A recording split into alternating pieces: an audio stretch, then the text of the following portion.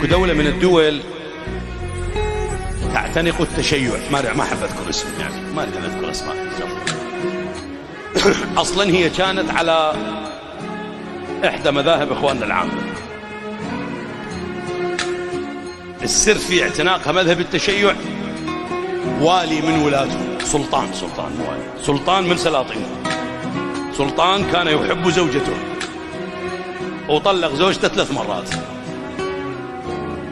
واجى جمع ائمة المذاهب. هاي ايام رضوان الله على العلامة الحلي يوسف ابن مطهر الحلي، ايام العلامة الحلي. دز عليهم قال لهم انا طلقت زوجتي 3 مرات. قال له لا، يسموها تجحيش بالدارجة احنا عندنا، لازم تتزوج غيرك وبعدين ترجع إلك.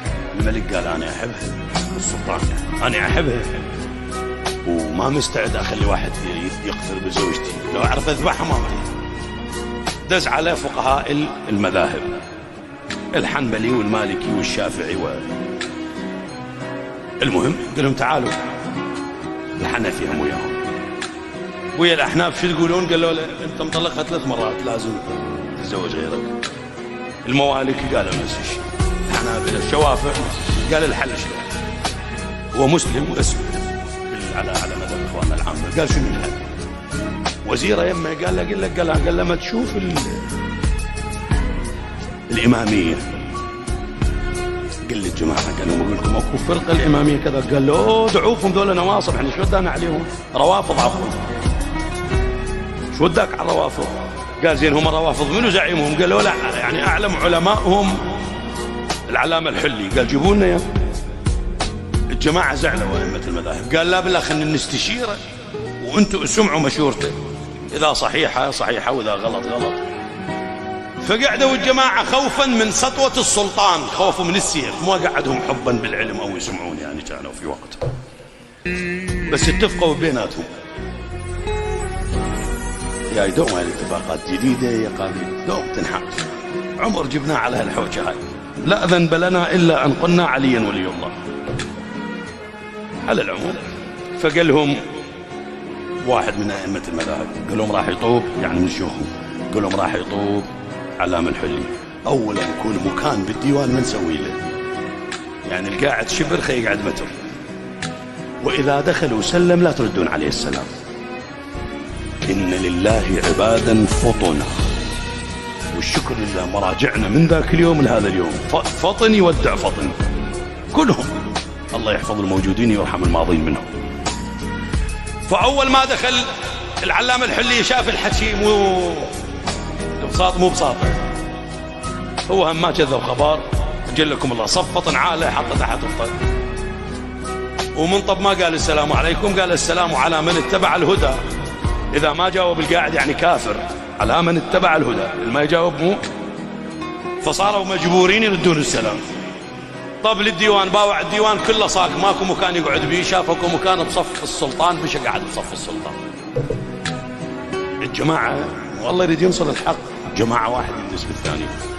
السلطان سأله قال له 1 2 3، قال له المسألة شنو داز عليها؟ قال له أنا طلقت زوجتي وهالشكل وساعة غضب وكذا. قال له عندك شهود على طلاقها؟ قال له لا ما عندي. قال له لحد الآن زوجتك وبرقبتك عمي وما مطلقة طلاقك غلط، هذا باطل مو صحيح. الملك السلطان من وجهه ضايج إلى وجه استقار عبا، قام يضحك. قال شلون؟ قال له احنا اقول لك الدين هو هذا، شرط او جزء لا يتجزأ من صحة الطلاق وجود 2 من الشهود العدول، لازم 2 يشهدون عليك انت طلقت، واذا انتفى جزء منه يعني الشرط كله منفي، يعني الموضوع كله غلط. اذا انتفى الشرط انتفى المشروط. قال خوش. الجماعة قالوا هذا الظاهر ركب الموجة علينا، خلينا نقطع عليه الحديث. قال له اقول لك انت مو عيب تجي قبل منك تقعد يم السلطان؟ قال لا مو عيب. العلامة الحلي على الله مقامه قال لا مو عيب. قالوا له شلون مو عيب؟ قال لهم انا ما ورد عن النبي صلى الله عليه واله اجلس حيث استقر بك المجلس، انا لقيت مكان بصف السلطان قعدت، وهذا ديوان مو محكمة. قالوا له زين انت مو عيب تحط نعالاتك جوا اوضتك وتطب بالديوان قدام الزلم؟ قال لهم مو انا خفت على نعالاتي. قال لهم منين؟ قالوا له منين؟ قال لهم فد يوم انباقن انعالات النبي بباب المسجد، واللي باقن تعرفون منو؟